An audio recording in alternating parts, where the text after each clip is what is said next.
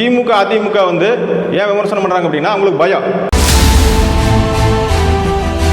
புது கட்சிங்க எல்லா கட்சியிலேருந்து வாக்கு பிரிய போகுது. பிரதான கட்சி ரெண்டுமே ஓட்டுக்கு பணம் கொடுத்ததை வென்றுகிட்டு இருக்கிறாங்க. இப்போ தாவேக்காவை நிற்பாங்க, ஏடிஎம்கே ஒரு வேட்பாளர் நிறுத்துவாங்க, திமுக நிறுத்துவாங்க.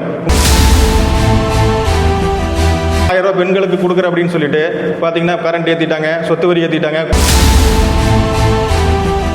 இளைஞர்கள் செல்வாக்கு வந்து 80% வரைக்கும் தளபதிக்கு கண்டிப்பாக இருக்குது. அதுவும் பிஜேபி பொறுத்தளவுக்கு தமிழ்நாட்டில் இடையூறு பண்ணுற அளவுக்கு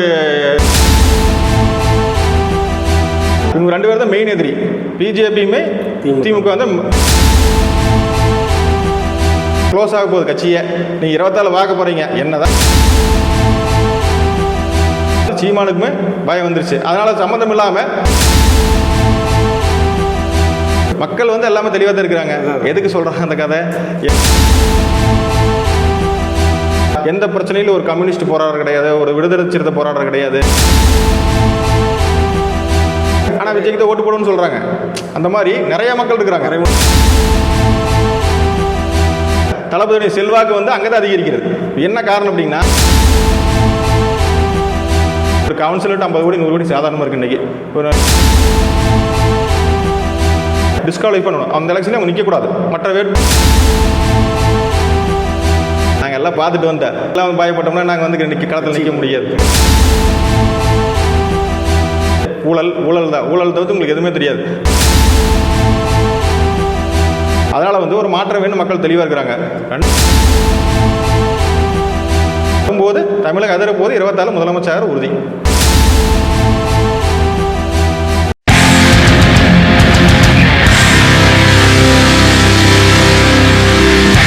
க்ளவுட் நியூஸ் தமிழ் இன்றைய சிறப்பு நேர்காணலில் நம்மோடு இணைந்திருப்பவர் தாவேகாவின் திருப்பூர் கிழக்கு மாவட்ட வெள்ளோகோவில் ஒன்றிய செயலாளர் வி விஜயகுமார் ஐயா அவர்களை சந்திக்க வந்திருக்கிறோம். ஐயா வணக்கம். க்ளவுட் நியூஸ் தமிழ் நேயர்களுக்கு வணக்கம். வருகின்ற 2026 சட்டமன்றத்துக்கு காங்கேயம் சட்டமன்ற தொகுதி தேர்தலில் நமது தாவேகாவின் பலம் எந்த அளவுக்கு இருக்கும்? காங்கேயம் தொகுதி பார்த்தீங்கன்னா ஒரு பெக்குலரியான தொகுதி. இதுக்கு பார்த்தீங்கன்னா இங்கே வந்து திருப்பூர் மாவட்டம் 8 தொகுதி இருக்குதுங்க. இது வரைக்கும் வந்து காங்கேயத்தில் வந்து ஒரு வேட்பாளர் வந்து ஒரு டைம் மேலே வென்றதே கிடையாது. அது யாராக இருந்தாலும் நீங்கள் வந்து 1952 எடுத்துக்கிட்டிங்கன்னா ஆரம்பித்த எலெக்ஷனில் இருந்துங்க இப்போ யாருமே வந்து ஒன் டைம் மேலே இங்கே ஜெயிச்சது கிடையாதுங்க. இது வந்து அவ்வளோ ஒரு கஷ்டமான தொகுதி. ஏன்னா மக்கள் எப்படி வந்து மாற்றி யாருக்கு வாக்களிப்பாங்கன்னே தெரியாது. பெரிய வேட்பாளர்கள் சிறிய வேட்பாளர் தோற்றுருக்காங்க, சிறிய வேட்பாளர்கள் வந்து பெரிய வேட்பாளர்கள் ஈஸியாக ஜெயிச்சுன்னு வந்திருக்காங்க. அந்தளவுக்கு ஒரு பெக்குலியரான தொகுதி. அதனால் பார்த்தீங்கன்னா இதில் வந்து என்னென்னா திமுக அதிமுக 2 தான் மாறி மாறி ஜெயிச்சிருக்கு. அதிக முறை பார்த்தீங்கன்னா அதிமுக ஜெயிச்சிருக்கு. இது என்ன பெக்குலியரான தொகுதி ஏன்னு சொல்கிறேன் அப்படின்னா இது ஜெயலலிதா அம்மா வந்து நின்று ஜெயிச்ச தொகுதி. அவங்க 2வது இந்த தொகுதியில் நிற்கல. அதனால் வந்து 2வது யாருமே இந்த தொகுதியில் இது நாள் வரைக்கும் ஜெயிச்சது கிடையாது. இப்போ எங்கள் களப்பணி பார்த்தீங்கன்னா இப்போ நாங்கள் வந்து புது கட்சி ஆரம்பித்து 1.5 வருஷம் தான் ஆகுது. நீங்கள் வந்து அவங்களாம் 70 வருஷம், திமுக 70 வருஷமாச்சுங்க. இங்கே ஏடிஎம்கே 50 வருஷம் தாண்டி கட்சி நடத்திட்டு இருக்காங்க. அவங்களுக்கு எல்லாமே கட்டமைப்பு இருக்குது. நாங்கள் வந்து 1.5 வருஷத்தில் கட்டமைப்பு ஆரம்பிச்சிட்டு இருக்கிறேன். எல்லாம் பண்ணி 1.5 வருஷத்தில் பார்த்தீங்கன்னா முடிஞ்ச அளவுக்கு எங்களால் முடிஞ்ச அளவுக்கு ஒரு 70% 80% அளவுக்கு நான் கிட்டத்தட்ட எல்லாம் பூத் கமிட்டி எல்லாம் போட்டு எல்லாம் முடிச்சாச்சுங்க. பார்த்தீங்கன்னா பூத் கமிட்டி மீட்டிங் பார்த்தீங்கன்னா இப்போ காங்கேயத்தில் ஆகஸ்ட் 10ஆம் தேதி இப்போ நடத்தி முடிச்சுங்க. வாக்காளர் முகவர்கள் கூட்டம் வாக்குச்சாவடி முகவர்கள் கூட்டம் வந்து இப்போ நடத்தி முடிச்சுங்க. அதில் பார்த்தீங்க அப்படின்னா கிட்டத்தட்ட 80% பூத் ஏஜென்ட் வந்து பிஎல்ஏ வந்து கலந்துக்கிட்டாங்க. மேக்ஸிமம் பார்த்தீங்கன்னா புதுசாக நிறையா வந்தாங்க. வந்து ஒரு பூத்து கமிட்டிக்கு ஒருத்தர் 2 பேர் போட்டிருக்கா. தலைமையில் என்ன சொல்கிறாங்கன்னா ஒரு 10 பேர் வரைக்கும் போடுங்க. அப்போ தான் வந்து பெரும் பலம் கொண்டு இந்த 2 கட்சி எது நம்மளால் நிற்க முடியும் அப்படின்னு சொல்லியிருக்கிறாங்க. அதனால் வந்து இப்போ ஒவ்வொரு பூத்துலையும் பார்த்தீங்கன்னா இப்போ வந்து எங்களுக்கு பார்த்தீங்கன்னா 295 பூத் இருக்குங்க. 295 பூத்துக்கு வந்து உங்களுக்கு 80% வரைக்கும் மேலே ஆள் போட்டாச்சு. இன்னும் வந்து ஒரு சிரமப்பட்ட நிறையா பூத்தில் வந்து கஷ்டமான பூத்தில் இப்போ வந்து ஆள் பிடிச்சி இப்போ அதுவும் போட்டுக்கிட்டு இருக்கிறேன். இப்போ நல்லா இப்போ ஒரு சில பூத்துலாம் பார்த்தீங்கன்னா ஒரு 10 பேர் அந்த மாதிரி போடுற அளவுக்கு ஆட்கள் இருக்காங்க. ஒரு சில பூத்தில் நிறையா பார்த்தீங்கன்னா ஒரு 50% பூத்துக்கு மேலே ஒரு 8 பேர் 10 பேர் அந்த மாதிரி போட பிளான் பண்ணிக்கிட்டு இருக்கிறாங்க. காங்கேயம் தொகுதியை பொறுத்தளவுக்கு எங்களுக்கு வந்து இன்னும் வந்து நிரூபிக்கப்படாத ஓட்டுங்க. இப்போ தான் மொத்த டைம் நான் நிற்கிறோம்.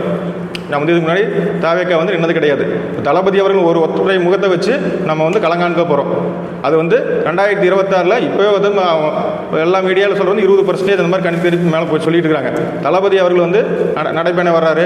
அடுத்து பார்த்தீங்கன்னா மக்கள் சந்திப்புக்கு வர்றாரு. அப்போ வரும்போது இது வந்து 30% தாண்டி போகிறதுக்கு நிறைய வாய்ப்புகள் இருக்குது. 30% தாண்டி போகும்போது அப்படிங்கும்போது இந்த தொகுதியில் வந்து 2வது யாரும் ஜெயிச்சதில்லை. இப்போ திமுக வேட்பாளர் ஜெயிச்சிருக்காரு. ஜெயிச்சிருக்காரு. அடுத்தது வந்து இந்த தொகுதி பொறுத்தளவுக்கு 2வது ஜெயிச்சது கிடையாது. இப்போ தாவேக்காவை நிற்பாங்க, ஏடிஎம்கே ஒரு வேட்பாளர் நிறுத்துவாங்க, திமுக நிறுத்துவாங்க. இப்போ மும்முனை போட்டி தான் வரப்போகுது. அதில் பார்த்தீங்கன்னா இப்போ தளபதி நடைபயணம் வரும்போது இது வந்து 30% தாண்டிருக்கு, நல்ல வாய்ப்பு இருக்குது. 30% தாண்டி நாங்கள் போகும்போது ஈஸியாக வந்து தொகுதியில் ஜெயிக்கிறதுக்கு நல்ல வாய்ப்பு இருக்குது. சரிங்க. பிரதான கட்சிகள் ரெண்டுமே வந்து பார்த்தீங்கன்னா பணத்தை கொடுத்து வாக்குகள் வாங்கிட்டு இருக்காங்க. அப்படி இருக்கிற பட்சத்தில் தாவேக்காவின் வெற்றி காங்கேயம் சட்டமன்ற தொகுதியில் எப்படி நீங்கள் பார்க்குறீங்க, உங்களுடைய கருத்து? இல்லை, இது வந்து எல்லா மக்களுக்கு தெரிஞ்சது தான். 2 கட்சி, பிரதான கட்சி ரெண்டுமே ஓட்டுக்கு பணம் கொடுத்ததை வென்றுக்கிட்டு இருக்கிறாங்க. இது பார்த்தீங்கன்னா தளபதி அன்னைக்கு அந்த மீட்டிங்லேயே சொல்லிக்கார், யார் மக்களிடம் வந்து பணம் வாங்காதீங்க, நீங்கள் வந்து போய் எடுத்து சொல்லுங்கள், உங்கள் அப்பா அம்மாட்ட எடுத்து சொல்லுங்கள்.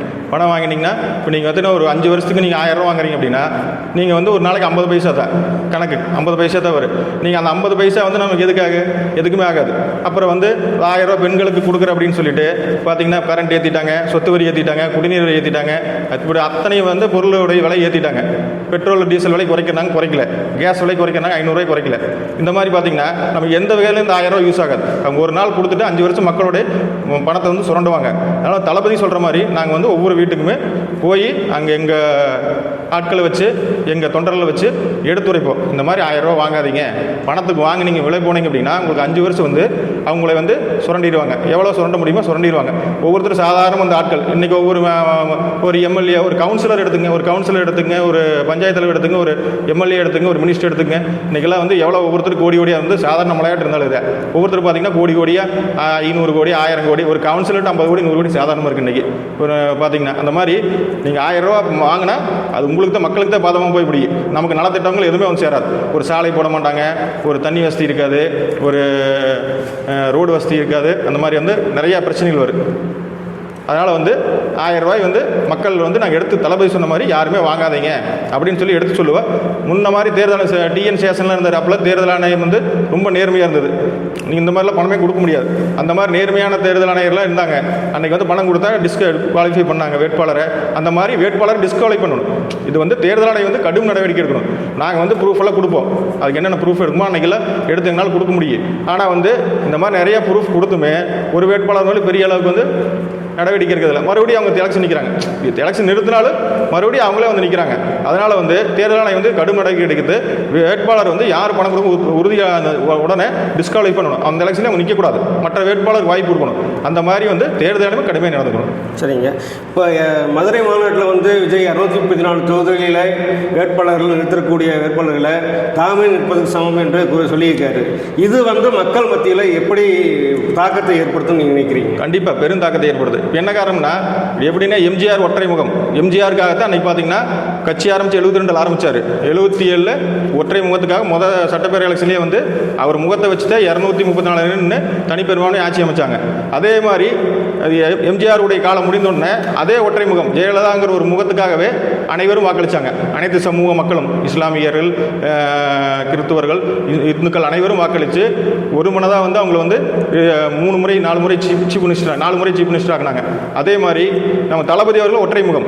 தளபதி அவர்கள் அதே மாதிரி மக்கள் அனைவரும் முகத்தை தான் பார்க்குறாங்க. இவர் வந்தால் நல்லா செய்வார், அனைத்து சமூக மக்களும் ஏற்றுக்குவாங்க, சரிங்களா, அனைத்து சமுதாய மக்களும் ஏற்றுக்கிட்டு வாக்களித்து அறுதி பெரும்பான்மையில் ஜெயிக்க வைப்பாங்க.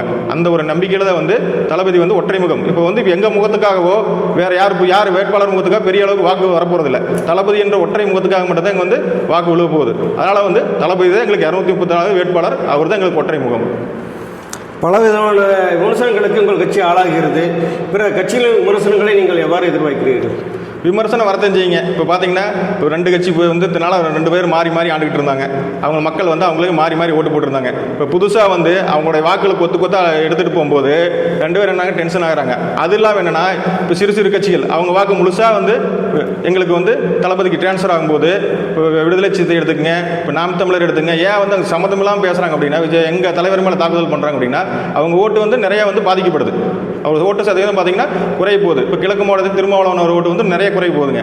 நாம் தமிழர் வந்து 8%, 8.2% இருக்காங்கன்னா அது கணிசமான ஓட்டு குறைய போகுது. காரணம் வந்து இப்போ எங்கள் ரசிகர்கள் வந்து தளபதி விஜய் மக்களுக்கு இருந்து போட்டுட்டு இருந்த ஓட்டு நிறையா போட்டுட்டு இருந்தாங்க. இப்போ தளபதி கட்சி ஆரம்பிச்சதுனால அதுலேருந்து நிறைய வெளியில் வந்து தளபதிக்கு போடுறதுனால அவங்களாம் வந்து சம்மந்தம் இல்லாமல் விமர்சனம் பண்ணுறாங்க. இப்போ திமுக அதிமுக வந்து ஏன் விமர்சனம் பண்ணுறாங்க அப்படின்னா அவங்களுக்கு பயம்.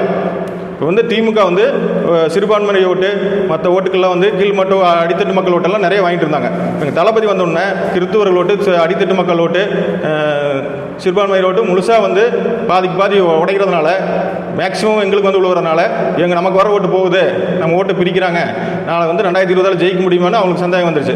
ஏடிஎம்கே பொறுத்தளவுக்கு என்னங்கன்னா அவங்க வந்து ஆளுமை இப்போ வந்து தலைவர் வந்து சொல்லிக்கிற மாதிரி வந்து அம்மா ஜெயலலிதா இருந்த அளவுக்குமே எம்ஜிஆர் இருந்த அளவுக்குமே வந்து எடப்பாடி அவர்களுக்கு அந்த அளவுக்கு மக்கள் செல்வாக்கு இல்லை. பார்த்தீங்கன்னா அடித்தட்டு மக்கள் வந்து முதலெல்லாம் வந்து எம்ஜிஆர் ஜெயலலிதானா கண்ணை மூடிட்டு ஓட்டு போடுவாங்க. கிறிஸ்தவர் முஸ்லீம் எல்லாமே போட்டுட்டு இருந்தாங்க. இப்போ எடப்பாடி அவர்கள் வந்து பிஜேபி கூட சேர்ந்ததுனால பாஜக கூட சேர்ந்தாலும் முற்றிலும் வந்து அது வந்து அவருக்கு வந்து சுத்தமாக அடிவிட்டு போகுது. அவர்கள் வந்து இப்போ தான் உணர்ந்திருக்காங்க. அதையே நாங்கள் 3வது ஃபோர்ஸ், நாங்கள் முதலமைச்சர் வேட்பாளர் நிற்கங்காட்டி அவங்க வந்து எங்கள் மேலே தாக்குதல் பண்ணுறாங்க. எல்லாம் சந்திச்சு தான் ஆகணும். இது சந்திக்காமல் அரசியல் வந்து நம்ம பண்ணவே முடியாது. சிம்பிளாக வந்து பார்த்தீங்கன்னா தளபதி வந்து எங்களுக்கு சொல்லியிருக்கேன்னா நில்லுங்க, நானும் கூட நிற்பேன், அவ்வளோதான். கண்டிப்பாக 24 வந்து தளபதி முதலமைச்சர் ஆகிற உறுதி. கொங்கு மண்டலத்தில் தமிழக வெற்றி கழகத்தினுடைய வளர்ச்சி உங்களுடைய கருத்து? கொங்கு மண்டலத்தை பார்த்தீங்கன்னா நான் சொன்ன மாதிரி தான், கீழ்மட்ட மக்கள்லேருந்து நடுத்தர மக்கள் எல்லாமே ஆதரவு வந்து மகளிர், இளைஞர்கள்கிட்ட, மகளிர்கிட்ட அது மாதிரி பார்த்தீங்கன்னா எல்லாத்துட்டையும் ஆதரவு இருக்குது. உழைக்கும் வர்க்கத்திட்டிருந்து நிறைய ஆதரவு நிறைய இருக்குங்க. இன்னும் நம்ம வேலை செய்யணும். இன்னும் பார்த்தீங்கன்னா கொங்கு மண்டலம் வந்து எப்போவுமே அதிமுகவுடைய ஒரு அதிகமாக வந்து ஜெயிச்சுட்டு, எம்ஜிஆர் காலத்துலேருந்து அதிமுக தான் அதிகமாக ஜெயிச்சுட்டு வந்திருக்கு. அதிமுக வந்து நீங்கள் எந்த எலெக்ஷன் எடுத்தீங்கனாலும் அதிக எம்எல்ஏ வந்து அதிமுக ஜெயிச்சுக்குது. திமுக கொங்கு பெல்ட்டில் வந்து கொஞ்சம் வந்து செல்வாக்கு கம்மியாக தான் இருக்குது. நாம் அதை மீறி பண்ணணும் அப்படின்னா எல்லாமே கிரவுண்ட் லெவலில் போய் ஒர்க் பண்ணணும். கீழிலிருந்து மேல் வரைக்கும் ஒவ்வொரு கிளை செயலாளர் இருந்து, ஒரு வார்டு செயலாளர் இருந்து, ஒரு ஒன்றிய செயலாளர், நகர செயலாளர் இருந்துங்க, ஒரு பேருக்கழக செயலாளர் இருந்து, ஒரு மாவட்ட செயலாளர் வரைக்கும் அனைவரும் ஒவ்வொரு டிஸ்ட்ரிக்ட்லேருந்து ஒன்று சேர்ந்து ஒவ்வொரு ஏரியாவில் அனலைஸ் பண்ணணும். ஓட்டர் லிஸ்ட் வச்சுக்கிட்டு அனலைஸ் பண்ணி இந்த இடத்துல இந்த நம்மளது வீக்காக இருக்குது அப்படின்னு போய் அந்த இடத்துல வந்து எல்லாரும் ஒன்றிணைஞ்சு களமிறங்கி அந்த இடத்துல இருக்கிற மக்கள்கிட்ட பேசி கேன்வாஸ் பண்ணி நம்ம பண்ணணும். அப்படி பண்ணால் தானே வந்து இது எடுத்த உடனே வந்து நம்ம க்ளீன் ஸ்வீப் அப்படியெல்லாம் பண்ணிட முடியாது. ஏன்னா இது வந்து பல காலமாக வந்து அதிமுகவோட ஒரு கோட்டையாக இருக்குது. ஏன்னா எம்ஜிஆர் காலத்துலேருந்து ஜெயலலிதா காலத்துலேருந்து அவங்களுக்கு வெல்ற ரொம்ப ரொம்ப கஷ்டம். இப்போ எடப்பாடி வந்ததுக்கப்புறமே போன டைம் அதிமுகவில் வந்து கொங்கு பெல்ட் அதிகமாக செல்வாக்கு இல்லைனாலும் அது வந்து அதிமுக வந்து அதிக தொகுதியில் ஜெயிச்சுது. இருந்தாலும் வந்து கொங்கு பெல்ட் எப்பவுமே ஒரு கஷ்டமான ஒரு பெல்ட் தான். இருந்தாலும் வந்து தளபதி சுற்றுப்பயணம் வரும்போது ஆட்டோமேட்டிக்காக உங்களுக்கு எல்லாமே நிலைமையெல்லாம் மாறி ஒரு 30% தாண்டி வரும்போது ஆட்டோமேட்டிக்காக ஒரு சில தொகுதி வந்து நம்ம வந்து வெல்றதுக்கு நல்ல வாய்ப்பு இருக்குது. இளம் வாக்காளர்களுடைய அதிகமாக இருக்கிறதுனால தமிழக வெற்றி கழகத்துக்கு எவ்வளோ பெரிய தாக்கத்தை ஏற்படுத்தக்கூடும்? இல்லை, ஆல்ரெடி பார்த்தீங்கன்னா இளம் வாக்காளர்கள் வந்து நீங்கள் மாநாட்டே பார்த்தீங்கன்னா தெரியும், பூரா இளைஞர்கள் எல்லாம் வந்து ஒரு 30 வயசு 20 to 30 40 வயசுக்குள்ளே தான் அதிகமாக இளைஞர்கள் வந்துருந்தாங்க. இந்த காரணம்னா இப்போ தளபதி படம் நடிக்க ஆரம்பிச்சு 30 வருஷம் ஆச்சு. இப்போ அவங்க பிறந்ததே பார்த்தீங்கன்னா 30 வருஷம் தான் பிறந்திருப்பாங்க. அவங்க ஆரம்பத்தில் சின்ன வயசுலேருந்து தளபதி பார்த்துட்டு வரனால தளபதியுடைய செல்வாக்கு வந்து அங்கே தான் அதிகரிக்கிறது. என்ன காரணம் அப்படின்னா ஒரு நாள் வந்து இளைஞர்கள் வந்து நம்பிட மாட்டாங்க. 30 வருஷமாக அவர் உழைச்சி ஒவ்வொரு படமாக நடித்து 30 வருஷமாக அவர் வந்து இன்றைக்கி 68 படம் அந்த மாதிரி இப்போ நடித்து வரதுனால அந்த படத்தையெல்லாம் பார்த்து இப்போ பார்த்தீங்கன்னா ஒவ்வொரு இளைஞர்களும் பார்த்தீங்கன்னா திரையில் ரசித்தது வந்து தலைவர் வராரு, தலைவராக மாறிட்டார், நம்ம அவர் சப்போர்ட் பண்ணணும் அப்படிங்கிறனால வந்து இளைஞர்கள் வந்து முழுக்க வந்து ஒரு 90% 80 to 90% வந்து தளபதி பின்னாடி வந்து தலைவர் முன்னாடி இன்றைக்கி அணிதிரண்டு வராங்க. மேலும் பார்த்திங்கன்னா அது பெண்களும் சரி வந்து 30 வயசு குட்டு பெண்கள் 40 வயசு அந்த மாதிரி இருக்கிற பெண்களும் வந்து இன்றைக்கி முழுக்க வந்து குடும்ப இல்லத்தரசிகள் எல்லாமே வந்து விஜய்க்கு சப்போர்ட் பண்ணுறாங்க.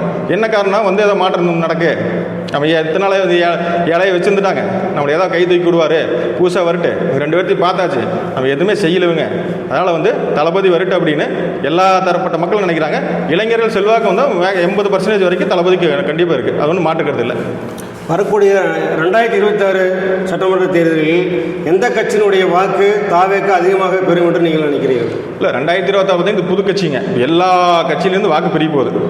புதுசாக இப்போ ஆரம்பிச்சிருக்கனால தளபதி செல்வாக்கு அதிகமாக இருக்கனால பார்த்தீங்கன்னா நீங்கள் பார்த்தீங்கன்னா திமுகவுக்கு பார்த்தீங்கன்னா கிறிஸ்தவர்கள் ஓட்டு, இஸ்லாமியர்கள் ஓட்டு, இந்துக்கள் ஓட்டு எல்லாமே விழுந்துட்டு இருந்தது. இப்போ பிஜேபி ஏடிஎம்கே போனனால இது வந்து அந்த செக்டார் வந்து இந்த செக்டார் ஓட்டு வந்து கிறிஸ்தவ முஸ்லீம் ஓட்டு வந்து அதிகமாக அவங்களுக்கு விழுகாது. பிஜேபியோட அலைன்ஸ் ஏடிஎம்கே வச்சதுனாலங்க விழுகாது. இப்போ என்ன ஆகுதுன்னா இப்போ எல்லா தரப்பு மக்கள் வந்து டிஎம்கே ஓட்டு, இங்கே இந்த தரப்பு மக்கள் வந்து ஓட்டு வந்து தாவேக்காக்கு வரும். கிறிஸ்துவ முஸ்லீம் ஓட்டு வந்து தாவேக்காக்கு வரும். நீங்கள் அடித்தட்டு மக்கள் இருந்தாலும் ஏற்கனவே ஜெயலலிதா காலத்துலேருந்து எம்ஜிஆர் காலத்துலேருந்து போட்டுட்டு இருந்தாங்க. தலித் மக்கள் இவங்கெல்லாம் போட்டுட்டு இருந்தாங்க. அவங்களாம் பார்த்தீங்கன்னா நம்ம தளபதி பக்கம் இப்போ திரும்பி இருக்கிறாங்க. அவங்க ஏடிஎம்கே ஓட்டுமே அந்த இடத்துலேருந்து போகும். அப்புறம் பார்த்தீங்கன்னா மிடில் கிளாஸ் நடுத்தர மக்கள் எல்லாம் வந்து இளைஞர்கள் எல்லாம் நடுத்தர மக்கள் என்ன நினைக்கிறாங்கன்னா நாம் வந்து நம்ம வாழ்க்கையில் முன்னேறணும் 2 வருஷம் பார்த்தாச்சு, இவங்க 50 வருஷம் 60 வருஷம் பார்த்தாச்சு, இவங்க எதுவுமே முன்னேற்றம் வரல. அதனால் அவங்களும் ஒரு செக்டார் பீப்புள் வந்து தளபதிக்கு போட தயாராகிட்டாங்க. இன்னும் மேல்மட்ட மக்கள் வந்து நாம் கொண்டு சேர்க்கணும், நம்ம பிரச்சாரத்தை கொஞ்சம் தீவிரப்படுத்தணும். மக்களும் பார்த்தீங்கன்னா உங்களுக்கு வந்து இன்னைக்கு ஓட்டு போட தயாராகிட்டாங்க. தேர்தலுக்கு ஓராண்டே இருக்கும் நிலையில் தாவேகாவின் களப்பணி பற்றி உங்களுடைய கருத்து? இல்லை, ஒரு வருஷம் அப்படின்னு கிடையாதுங்க. இப்போ நாங்கள் ஏறத்தாழ பார்த்தீங்கன்னா நாங்கள் வந்து ஒரு 2009 மக்கள் இயக்கத்திலேருந்து நாங்கள் வந்து களப்பணியில் தான் இருக்கிறோம். இந்த எலெக்ஷன் நிற்கலையே ஒழிஞ்சு கட்சி ஒரு சின்னத்தில் நிற்கல ஒழிஞ்சு நாங்கள் களப்பணியில் தான் இருக்கிறோம்.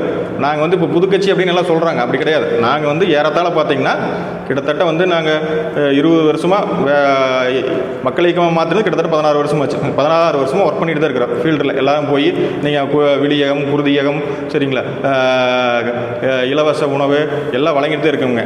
எதுவுமே வந்து நான் மக்களிடம் வந்து நாங்கள் ஏதாவது இப்போ வந்து தளபதி சொல்கிற அப்படியே பிறந்தநாளுக்கு நலத்திட்ட உதவி நிறையா பண்ணுறோம். இந்த மாதிரி நாங்கள் வந்து எல்லாமே பண்ணிட்டு தான் இருக்கிறோம். இது எல்லாருக்குமே தெரியும். ஒரு பள்ளிகளுக்கு ஏதாவது வேணாலும் கேட்டாலும் உடனே வாங்கி தர்றோம். சரி, ஒரு ஏழை மக்களுக்கு ஒரு ஏதாவது எங்களுக்கு இந்த பிரச்சனைங்க அப்படின்னா உடனே நாங்கள் போய் செஞ்சு தர்றோம். இந்த மாதிரி எல்லாம் நலத்திட்ட உதவிகள் பண்ணிட்டு தான் இருக்கிறாங்க. அதனால் வந்து இதில் ஓராண்டு அப்படிங்கிறலாம் கிடையாதுங்க. நாங்கள் வந்து 16-20 வருஷமாக நாங்கள் அரசியல் இருந்துகிட்டு தான் இருக்கிறோம். அதனால் பார்த்தீங்கன்னா நாங்கள் ஆல்ரெடி வந்துவிட்டோம். அரசியல் ரீதியாக வரும்போது அது ஒரு தனி கட்டமைப்பு. அதுக்கு வந்து நாங்கள் வந்து 1.5 வருஷமாக மேக்ஸிமம் இப்போ வந்து அவங்களே 70 வருஷமாக திமுக ஏடிஎம்கெல்லாம் 70 வருஷமாக 50 வருஷமாக கட்டமைப்பு பண்ணி வச்சுருக்காங்க. 1.5 வருஷத்தில் முடிஞ்ச அளவுக்கு மேக்ஸிமம் பண்ணியாச்சுங்க. இன்னும் 6 மாதத்துக்குள்ளே முடியறதுக்குள்ளே எலெக்ஷன் வரும்போது 100% வந்து கட்டமைப்பு பண்ணிடுவேன். கீழ்மட்ட பூத் ஏஜென்ட்லேருந்து ஒரு கிளை செயலாளர் வரைக்கும் எந்த இடத்துலையும் இப்போ ஏடிஎம்கே டிஎம்கே இல்லைன்னா பூத் ஏஜென்ட் கம்பல்சரி எல்லா பூத்திலும் இருப்பாங்க. அதே அளவுக்கு வந்து தமிழக வெற்றிக்கலை வந்து இணையாக அவங்களுக்கு பூத்தில் கோர வச்சு நாங்கள் வந்து மக்களை சந்திப்போம், வாக்கு வாங்கி 2027 தளபதி முதலமைச்சராகும். தமிழக வெற்றி கழகத்தின் கட்டமைப்பு பற்றி உங்களுடைய நிலைப்பாடு? இல்லை, கட்டமைப்பு அப்படிங்கிறது அதை சேம் தான், சினாரியோ தான். எப்படி வந்து ஒரு மாவட்ட செயலாளர் இருக்காங்களா, திமுக மாவட்ட செயலாளர் இருப்பாங்க, அடுத்த துணை செயலாளர், மாவட்ட நிர்வாகிகள் இருப்பாங்க, அதுக்கப்புறம் இளைஞரணி தொண்டரணி இந்த மாதிரி இருக்குது. அதே மாதிரி தான். அதுக்கப்புறம் பார்த்தீங்கன்னா ஒன்றிய செயலாளர், ஒன்றிய நகர பேரூர் கழகம், டவுன் எடுத்துக்கிட்டிங்கன்னா பகுதி வட்டம் இதெல்லாம் இருக்குது. அந்த மாதிரி அதே கட்டமைப்பு தான். அவங்க எப்படி பண்ணாங்களோ அதில் பதவிகளோட கொஞ்சம் சின்ன சின்ன பதவிகள் மாறலாம். அதை பார்த்து கட்டமைப்பு அதே சேம் தான். இதே மாதிரி தலைவர் தான், தலைவர் ஒருத்தர் தான். முதல்ல வந்து எல்லாரும் தலைவர் இருந்தது, மாவட்ட தலைவர் இருந்தது. இப்போ கட்சி ஆரம்பிச்சோன்னா தலைவர் வருது, தளபதி மட்டும் தான் மாவட்ட தலைவர் போஸ்டிங்கில் எடுத்தாச்சு. இப்போ மாவட்ட செயலாளர் மட்டும்தான். பார்த்தீங்கன்னா மாவட்ட செயலாளருக்கு அடுத்து பார்த்தீங்கன்னா ஒன்றிய செயலாளர், நகர செயலாளர், அடுத்து பார்த்தீங்கன்னா பேரூர் கழக செயலாளர் வருவாங்க. இந்த மாதிரி கட்டமைப்பு சேம். அதுக்கப்புறம் ஒன்றியத்துக்கு கீழே பார்த்தீங்கன்னா கிளை செயலாளர் வருவாங்க. அவங்களுக்கு கீழே வந்து 15 பேர் வருவாங்க. அதே மாதிரி நகரத்தை எடுத்திங்கன்னா நகரத்தை வார்டு செயலாளர் வருவாங்க. அவங்களுக்கு கீழே 15 பேர் வருவாங்க. பேரூர் கழக செயலாளர் வருவாங்க. அவங்களுக்கு கீழே ஒரு வார்டுக்கும் 5 பேர் வருவாங்க. சேம் இதுதான். எல்லாமே ஒரு 10 வார்டுக்குன்னா 10 வார்டுக்கும் இப்போ வந்து ஆள் போட்டாச்சுங்க. பார்த்தீங்கன்னா பூத் ஏஜென்ட் போட்டாச்சு, வார்டு கிளை எல்லாம் வந்து மேக்ஸிமம் ஒரு 70-80% போட்டாச்சு. இன்னும் 2-3 மாதம் எல்லாமே கம்ப்ளீட் பண்ணி நாங்கள் வந்து தலைமை கொடுத்துருவோங்க. பார்த்தீங்கன்னா நாங்கள் 2 காம்படிட் பண்ணணும் அப்படின்னா கீழ்மட்டம் வரைக்கும் நம்ம ஆள்பட்டத்தை பண்ண முடியும். மேல் மட்டத்தில் வந்து நீங்கள் ஒன்றும் பண்ண முடியாது. கீழ்மட்டம் வரைக்கும் கிளை வரைக்கும் நான் வந்து கட்சி கொண்டு போனால் மட்டும்தான் நான் வந்து டெவலப் பண்ண முடியும். இல்லைன்னா வந்து கட்சி அப்படி நின்று ஒரு ஸ்டேஜுக்கு மேலே வளராது. நாம் அதை நோக்கி தான் போகணும். இல்லைன்னா வந்து அப்படியே நின்றுங்க. கிளை வரைக்கும் மற்ற கட்சி என்ன பண்ணிக்கிறாங்களோ அதை நோக்கி கிட்டத்தட்ட ஒரு 80% வேலை முடிஞ்சுங்க. நீங்கள் இன்னும் ஒரு 6 மாதம் எலெக்ஷன் வரக்குள்ளே இன்னொரு 3 மாதத்துக்குள்ளேயே நான் கம்ப்ளீட் டிசம்பருக்குள்ளே 100% எல்லா வேலையும் முடிச்சிருவேங்க. பாரதிய ஜனதா மற்றும் திமுகவை பற்றி மதுரை மாவட்டத்தில் வந்து விஜய் வந்து கடுமையாக விமர்சனம் பண்ணியிருக்காரு. இது வந்து உங்கள் கட்சியின் களப்பணியின் போது இடையூறுகளை சந்திக்க வாய்ப்புள்ளதா? இல்லை, இப்போ பார்த்தீங்கன்னா பிஜேபி பொறுத்தளவுக்கு தமிழ்நாட்டில் இடையூறு பண்ணுற அளவுக்கு பார்த்தீங்கன்னா எங்கள் கிரவுண்ட் லெவலில் வில்லேஜுக்குள்ள ஆள் கிடையாதுங்க. நகரப்பகுதியிலும் ஒரு சிலர் இருக்கிறாங்க. கிரவுண்ட் லெவலில் பார்த்தீங்கன்னா வில்லேஜுக்குலாம் பார்த்தீங்கன்னா பெரிய அளவுக்கு ஆட்கள் கிடையாது. ஏன்னா திமுக இருக்காங்க. திமுக உங்களுக்கு தெரியும், ஒரு ஆலமர வேறு மாதிரி விழுது மாதிரி வேறு மாதிரி எல்லா பக்கமும் பரவி இருக்காங்க. எல்லா இடத்துலையும் ஆள் இருக்காங்க. ஒரு சில பக்கம் எல்லாம் பண்ணுறாங்க. நீங்கள் போஸ்ட் ஒட்டக்கூடாது, ஃப்ளக்ஸ் வைக்கக்கூடாது, சரிங்களா, பண்ணுறாங்க. ஆமாம், டைவர்ட் பண்ணுவாங்க. அப்புறம் வந்து நீ ஏன் போகிற, நீ கட்சிக்கு உனக்கு என்ன பிரச்சனை அப்படின்னு கீழ்மட்டம். நாங்கள் எங்களையெல்லாம் வந்து மிரட்ட முடியாது. நாங்கள் மிரட்டினாலும் நாங்கள் திருப்பி கேள்வி கேட்டுருவோம். அதனால் வந்து எங்களுக்கு கீழ் இருக்காளுங்கள, நீ ஏன் கட்சிக்கு போகிற, நீ போய் என்ன இத்தனால இருந்தில்ல, என்ன பிரச்சனை உனக்கு இப்படி கீழ் இருக்காளுங்கள, அதெல்லாம் ஒரு சில இடத்துல பண்ணுறாங்க. இருந்தாலும் வந்து நாங்கள் எல்லாம் அது அவனை பேசி அது ஒன்றும் பிரச்சனை இல்லை, நான் கூட நிற்கிறேன், தளபதிக்காக வந்திருக்கிறா, தளபதிக்காக நிற்கணும், இந்த சின்ன சின்ன அச்சுறுத்தலுக்கெல்லாம் பயப்பட்டோம்னா நாம் பண்ண முடியாது. அது வந்து எல்லா பக்கம் தமிழ்நாடு முழுக்க எல்லா பக்கமும் இருக்குது. இங்கே பெரிய அளவுக்கு வில்லேஜ் லெவல் எங்களுக்கெல்லாம் பெரிய அளவுக்கு இல்லை. ஏன்னா எங்களுக்கெல்லாம் வந்து நாங்கள் வந்து எங்கள் வேலை செய்கிறோம். அவங்க வந்து டவுனுக்குள்ளே ஒரு சில பக்கம்ல இருக்கலாம். எங்கள் ஒன்றியத்தை பொறுத்தளவுக்கு பார்த்தீங்கன்னா பெரிய அளவுக்குலாம் அந்த அச்சுறுத்தலாம் இல்லை.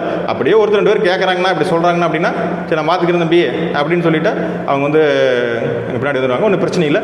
அச்சுறுத்தலுங்கிற அப்புறம் வருத்தம் செய்யுங்க. இது அரசியல் களம், அதெல்லாம் இல்லாமல் நான் வந்து அரசியல் பண்ண முடியாதுங்க. அதில் வந்து நாங்கள் 35-41 வயசு ஆகுதுங்க எனக்கு. நான் வந்து ஏடிஎம்கே, எங்கள் அப்பா ஏடிஎம்கே காலத்தில் கிளை செயலாளருங்க.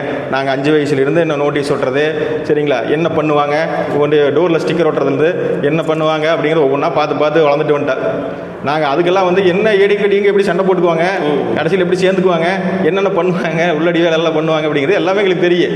நாங்கள் எல்லாம் பார்த்துட்டு வந்தேன். இதனால் வந்து இதுக்கெல்லாம் பயப்பட்டோம்னா நாங்கள் வந்து களத்தில் நிற்க முடியாது. அதனால் வந்து அச்சுறுத்தலுங்கிறது நாங்கள் வந்து தளபதி எங்களுக்கு துணை இருக்காரு. ஏதாவது எங்களுக்கு பிரச்சனை அப்படின்னா தலைமைக்கு நாங்கள் சொல்ல போகிறோம். அவங்க வந்து எங்களுக்கு உறுதுணையாக நிற்க போகிறாங்க. அவ்வளோதான். அதுக்கெல்லாம் பயப்பட்டால் அரசியல் பண்ண முடியாது. தமிழக வெற்றி கழகத்தினுடைய விக்கிரவாண்டி மற்றும் மதுரை மாநாட்டில் திரண்ட லட்சக்கணக்கில் திரண்ட மக்களால் பிற கட்சிகளுக்கு இடையூறுகள் ஏற்படுதா? இல்லை, கண்டிப்பாக நான் சொன்ன மாதிரி தாங்க. இப்போ பார்த்தீங்கன்னா இப்போ வந்து நாம் எதிர்க்கிற வந்து கொள்கை எதிரி வந்து பிஜேபி, பாஜக. நீங்கள் வந்து அரசியல் எதுவும் திமுக. நாங்கள் 2 பேர் தான் மெயினாக எதிர்க்க. இப்போ வந்து ஏடிஎம்கே வந்து பாஜகவோட சேர்ந்தனால தான் அவங்களும் நம்ம வந்து எதிர்க்க வேண்டிய சூழ்நிலைக்கு வர்றோம், தள்ளப்படுறோம். சரிங்களா? அப்படி பார்த்தீங்கன்னா இவங்க 2 பேர் தான் மெயின் எதிரி. பிஜேபியுமே திமுக வந்து பிரதான எதிரி எதிர்க்கும் போது அவங்க ரியாக்ட் பண்ணுறது கரெக்டு. எனக்குண்ணா இப்போ பார்த்தீங்கன்னா சின்ன ஒரு 1% 2% திருமாவளவன் விடுதலை சிறுத்தைகள் கட்சி சம்மந்தமே இல்லை. நீங்கள் திமுகவோட கூட்டணியில் இருக்கிறீங்க. திமுக பேசுறதுக்கு அவங்கள எதிர்த்தா அவங்க பேசணும்.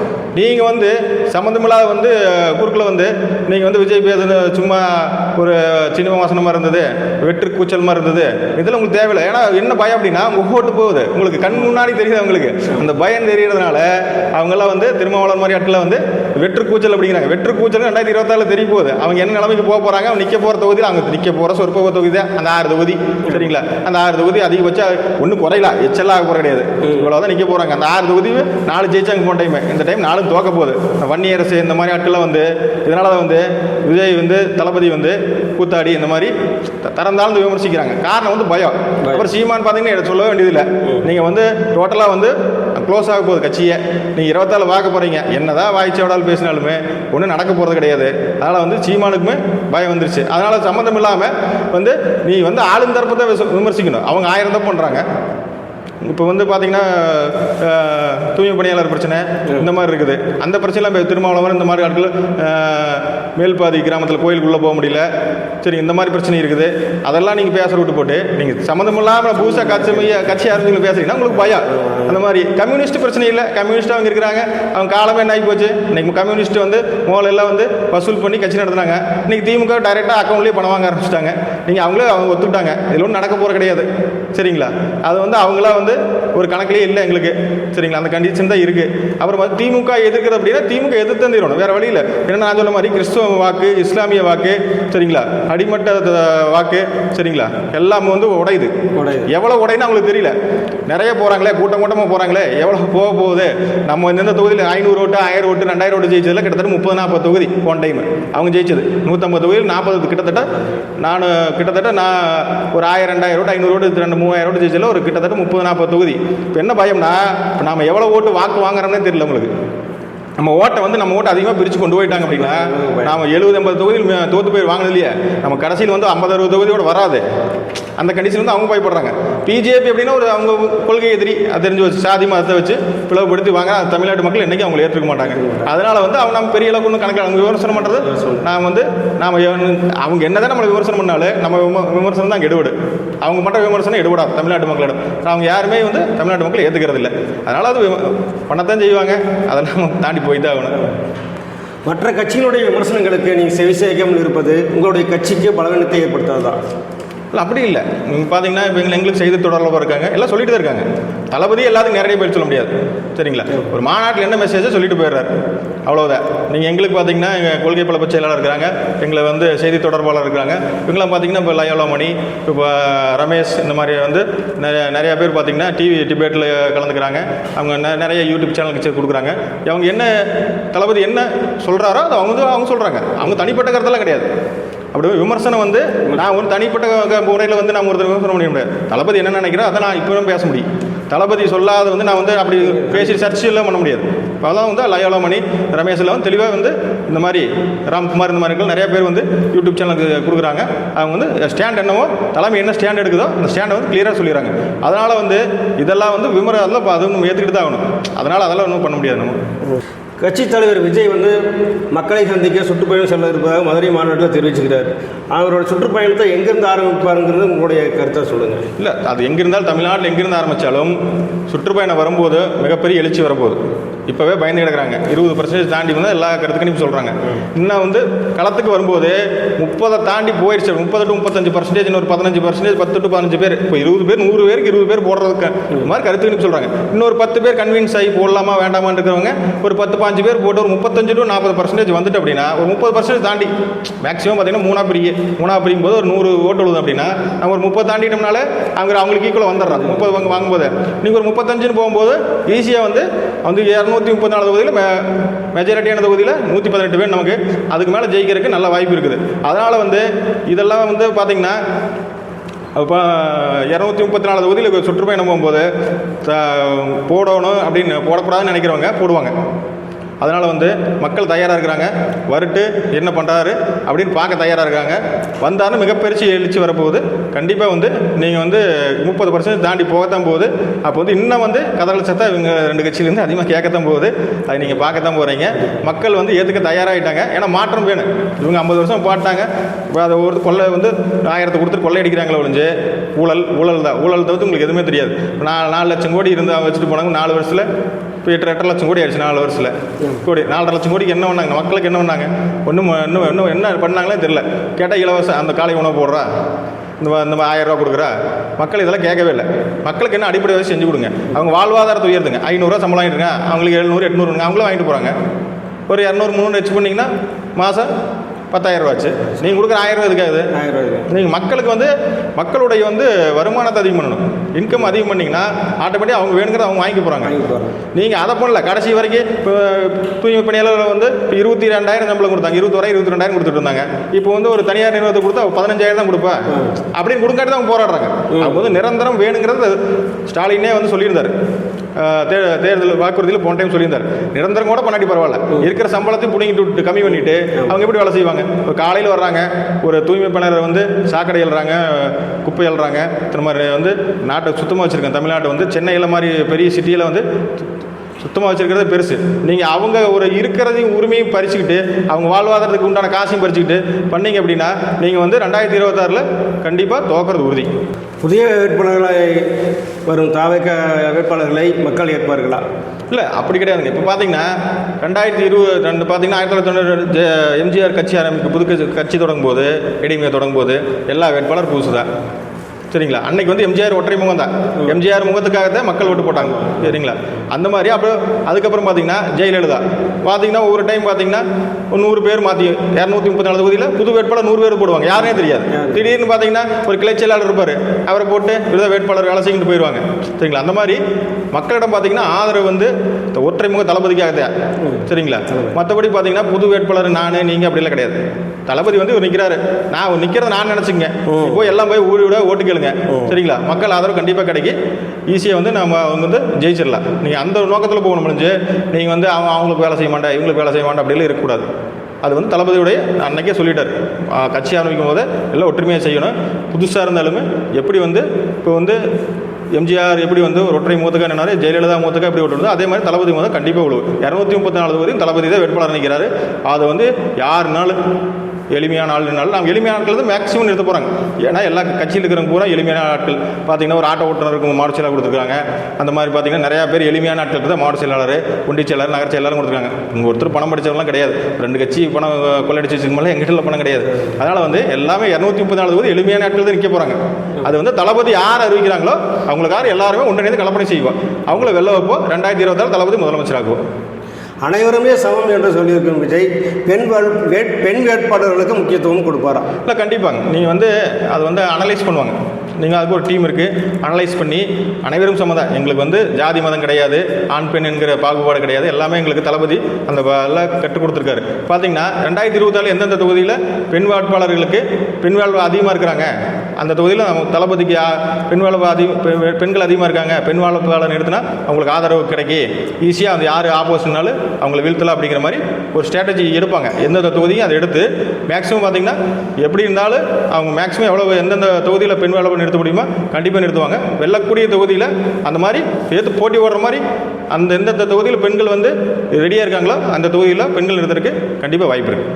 இலவசங்களையே பெற்று பழகிய மக்கள் மத்தியில் வருகிற 2026 சட்டமன்ற தேர்தலில் தாவேக்காவின் வெற்றி சாத்தியமா? இல்லை, இலவசம் அப்படிங்கிற கிடையாது. இலவசம் வந்து வாங்கிக்கிறாங்க. அது என்னென்னா நம்ம பணத்தை நம்மளுக்கு கொடுக்குறாங்க, அவ்வளோதான். சரிங்களா? அதை வந்து பெரிய கிரைட்டீரியாவை எடுத்துக்கிறது இல்லை மக்கள். பார்த்தீங்கன்னா இலவச கலைஞர் டிவி கொடுத்தாரு, கலைஞர் டிவி கொடுத்தாரு, கலைஞர் ஜெயிச்சிட்டாரா 2006? சரிங்களா? அது கிடையாது, அதெல்லாம் ஒரு சினாரியே கிடையாது. இப்போதைக்கு மக்கள் மனதை கவர்றதுக்கு ஒரு இலவசம், சரிங்களா, ஃபேன் கொடுக்குற, மிக்சி கொடுக்குற அப்படின்னு ஜெயலலிதா அடுத்த எலெக்ஷன் சொன்னாங்க. சரிங்களா? இதெல்லாம் வந்து ஒரு எலெக்ஷன் ட்ரிக்கை ஒழிஞ்சு இதுக்காகலாம் வந்து அடுத்த டைம் வந்து மறுபடியும் தோக்கடிப்பாங்க. இது வந்து இலவசத்துக்காக மக்கள் வேணாது. இது நம்ம போனால் நமக்கு கொடுக்குறாங்க. இப்போ 1000 கொடுக்குறாங்க, என்ன நினைக்கிறாங்க, நம்ம போனால் 1000 கொடுக்குற ஏடிஎம்கே இருந்தவங்க, டிஎம்கே இருந்தவங்க, தாவேக்கா இருந்தால் எல்லாம் தான் வாங்குறாங்க. இப்போ வந்து தாவேக்கா இருப்ப டிஎம்கே கூட கிடையாது, ஏடிஎம்கே இருப்ப திமுக கூட கிடையாது. இப்போ வந்து இலவசம் அப்படிங்கிறது வந்து நீங்கள் வந்து எல்லாம் பரவி போச்சு, தெரிஞ்சு போச்சு. இது வந்து வாங்கிக்குவாங்க. இது வந்து நம்ம வேணால் நமக்கு கொடுக்குறாங்க. அதை நம்பியோ 1000 ரூபாய் நம்பியோ யாரும் மக்கள் ஓட்டு போட மாட்டாங்க. மக்கள்லாம் தெளிவாக இருக்கிறாங்க யார் வரணும். சரி, இவங்களெல்லாம் பார்த்தாச்சு. நீங்கள் திமுக எடுத்துட்டீங்களா, அண்ணாவுக்கு அப்புறம் கலைஞர் வந்ததுக்கப்புறம், கலைஞருக்கு அப்புறம் ஸ்டாலினுக்கு அப்புறம் உதயநிதிக்கு அப்புறம் அடுத்து இன்பநிதிக்கு ஒரே குடும்பம் கண்டிஷன் வந்துருச்சு. ஏடிஎம்கேல பார்த்தீங்கன்னா ஆளுமை இல்லை. எம்ஜிஆர் ஜெயலலிதாவுக்கு அப்புறம் கட்சியை கட்டி கேட்குற அளவுக்கு எடப்பாடி இருந்தால் அந்த அளவுக்கு ஆளுமை இல்லை. மொத்தம் பார்த்தீங்கன்னா இப்போ மக்கள்லாம் தெளிவாக இருக்கிறாங்க. 2 கட்சி இந்த கண்டிஷன் தான் இருக்குது. நம்ம 70 வருஷம் பார்த்தாச்சு. இலவசம் கொடுத்து 1000 ரூபாய் கொடுத்து நம்ம 5 வருஷம் நம்மளை வந்து கொள்ளையடிச்சிட்டு போயிடுறாங்க, சுரண்டிட்டு போயிடுறாங்க அப்படின்னு தெளிவாக தெரிஞ்சுட்டாங்க. அதனால் வந்து ஒரு மாற்றம் வேணும், மக்கள் தெளிவாக இருக்கிறாங்க. 2026 மக்கள் வந்து ஒரு மனதாக வந்து தளபதி வந்து களத்துக்கு வரும்போது மக்கள் ஆதரவு பார்த்துட்டு ஆட்டோமேட்டிக்காக பார்த்தீங்கன்னா 30-40% தாண்டி போகிற கூட வாய்ப்பு இருக்குது. உங்கள் கட்சி தலைவர் மதுரை மாநாட்டில் அரசன் கதையை சொன்னார் இல்லையா, அதுக்கு ஏற்கனவே வேறு தலைவர் சில ஆண்டுகளுக்கு முன்பே சொன்னதாக விமர்சனம் எடுக்கிறது, அதை பற்றி உங்களுடைய கருத்து?